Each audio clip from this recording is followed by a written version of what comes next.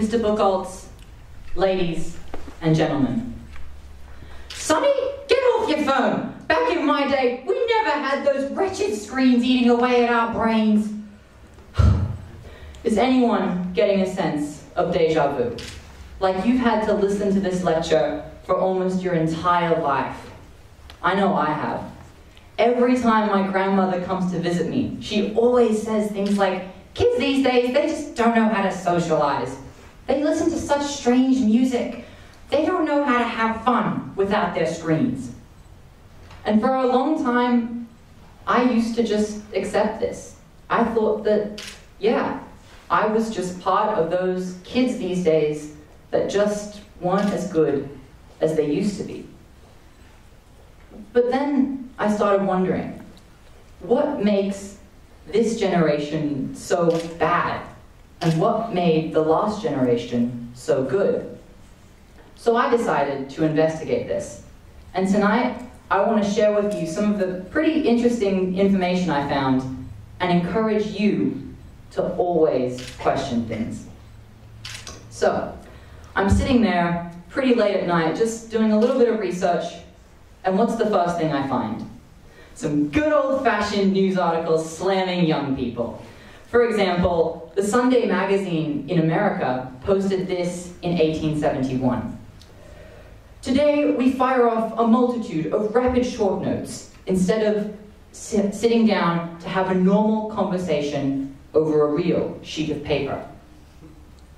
This was published in 1871, 148 years ago, back when post letters were first popularized.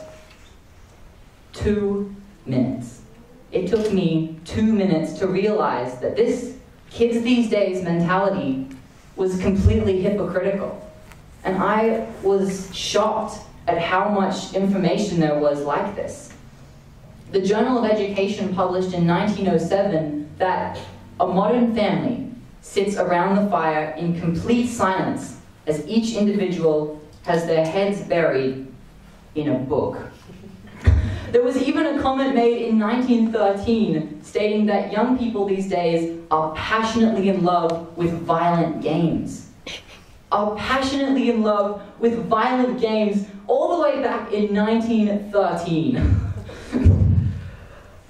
I think the best summary of these findings was by George Orwell, and he stated that every generation imagines themselves to be more intelligent than the ones that went before it, and wiser than those that come after it. But the thing is, with further research, this shows that it's just not the case. A study conducted by Sarah Cliff in 2014 shows that in the millennial age group, illegal drug use is down, exercise is up, math and writing proficiency has increased, youth crime is down, despite what the bulletin might say, and overall physical conflict is on the decline. So, why did I just sit there spilling all of these facts to you guys? And it's not just because I'm trying to send a message to my dad sitting there in the audience. But it's because there are so many cases where we are only exposed to one half of the picture.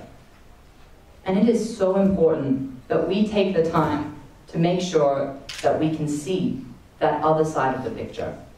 The side that most people don't want us to see.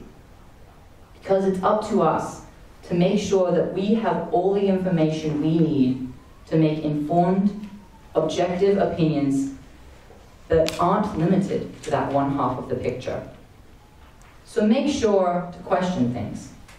Make sure that you have all the information you need to make opinions that are true to you and not subject to inaccurate facts or biased opinions.